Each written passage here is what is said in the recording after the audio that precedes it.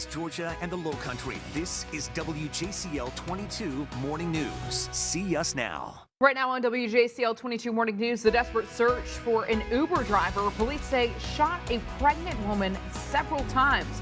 The woman's father is opening up about what happened right before that shooting. Not happy about that timeout. And Jawad Howard just threw a right hand. A basketball coach brawl now leading to a suspension. Why some call the punishment racist. The person that pulled that trigger was 4 years old. Just think the gravity of that. Police say a 4-year-old fired a gun at officers. We'll walk you through exactly what happened, who investigators say told the boy to shoot. A 3G shutdown happening today, and it doesn't affect just phones. The device is no longer working, including home security and medical devices.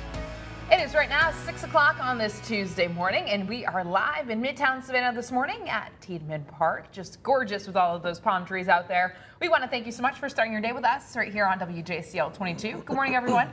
I'm Emma Hamilton. And I'm Frank Solkowski. Look like someone was starting their day with a walk of their four-legged friend there. And meteorologist Jonathan Myers, he's with us. And I tell you what, it is going to be perfect weather to get outside and do just pretty much anything you want to do today.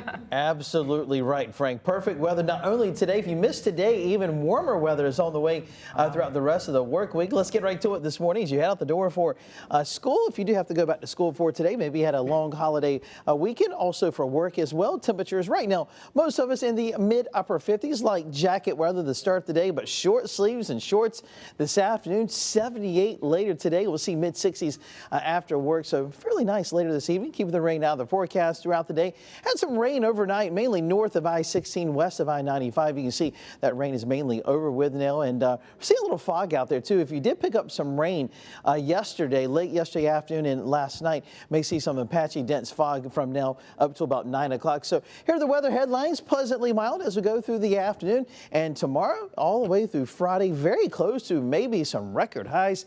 Definitely feeling more like May over the next several days than February, and then our next chance for maybe a few showers will be on Sunday. I'll track that out for you here in less than 10 minutes. Let's go live in Savannah this morning. Meteorologist Melissa Hall is talking about this beautiful spring-like weather we're going to see later today.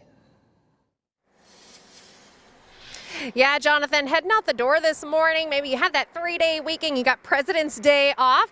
Well, roadways starting to pick up. We're out here on Highway 80, Victory Drive, and skies starting off with a good mix of clouds out there. The moon still covered. Sunrise, we're about an hour away from it. So if you're heading out 7 a.m., we are mild. It's a little on the cool side, but definitely not cold. Temperatures in the 50s right now, so you don't have to worry about starting that car and getting it warmed up for you today. And this afternoon, you're going to probably want that AC with temperatures climbing into the upper 70s inland, and the rest of us will, if you're closer to the coast, you'll be a little bit on the milder side, close to that 70-degree mark, but a beautiful spring-like forecast.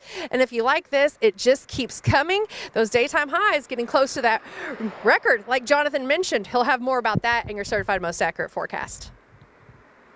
All right, thanks so much, Mel. We'll get back to you in just a couple minutes. Take a look at the roadways now. I-95 at Highway 80 in Pooler, as you can see, business picking up just past 6 o'clock here on this Tuesday morning.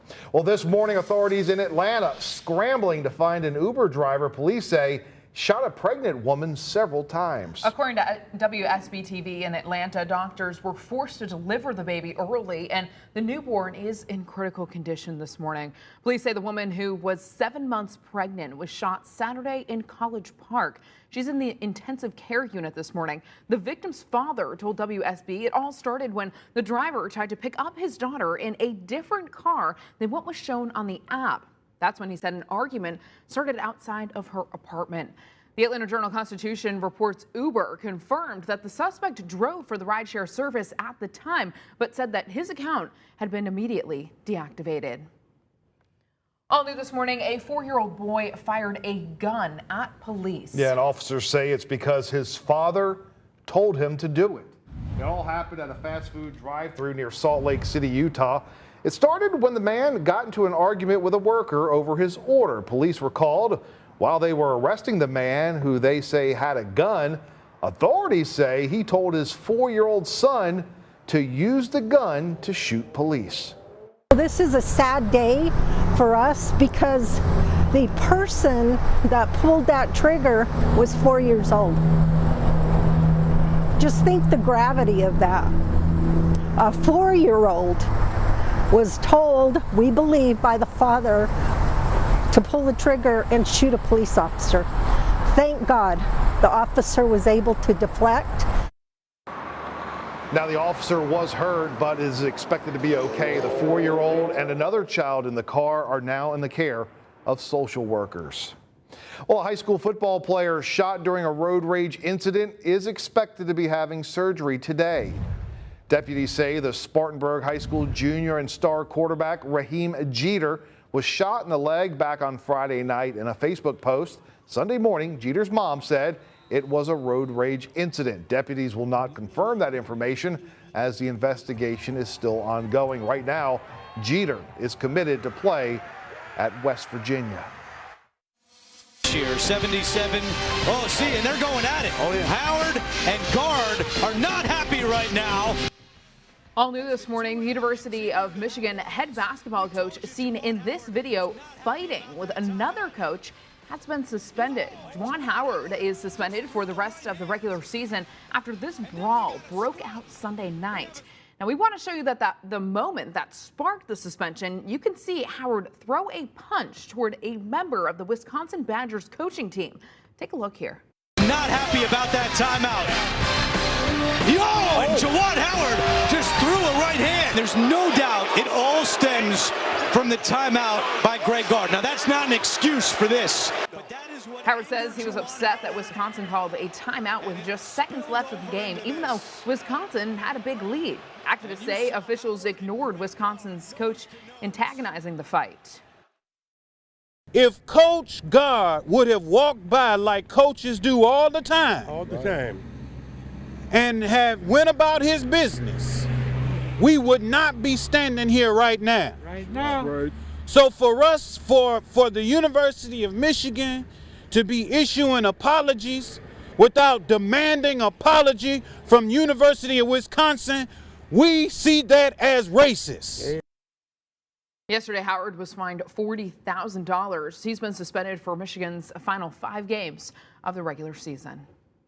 Well, happening today, 3G shutdown. AT&T says it's shutting down its 3G network today. That means 3G Kindles, flip phones, some Android phones, and the iPhone 5 and older will stop working. It'll also affect some home alarm systems, medical devices, some in-crash car notifications, and roadside assistance systems like OnStar. Well, all new this morning, Russian troops moving into parts of eastern Ukraine. And as Aixa Diaz reports from Washington, the U.S. is preparing to unveil more sanctions against the country targeting its allies.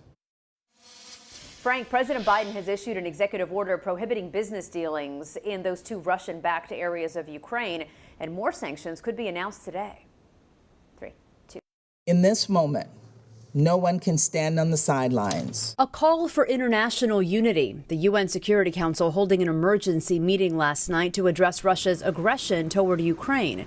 Russian President Vladimir Putin has ordered military forces into Donetsk and Luhansk, 2 separatist regions in eastern Ukraine, which Putin now says are independent republics. The U.S. calls that a clear violation of international law and Ukraine's sovereignty. We are not afraid of anything or anyone. Ukraine's president urging calm in his country as the world fears Russia is on the brink of a full-scale invasion. If an attack happens, the U.S. says severe sanctions will immediately follow. Mr. Putin knows what we're thinking about. They will have a dramatic impact on his ability to fund his own country, and it will cause a great disruption, not only to him and to his oligarchs, but to the Russian people. Secretary of State Antony Blinken is scheduled to meet with his Russian counterpart on Thursday, and President Biden could be meeting with President Putin after that if an attack hasn't happened by then. In Washington, Aixa Diaz, WJCL 22 News.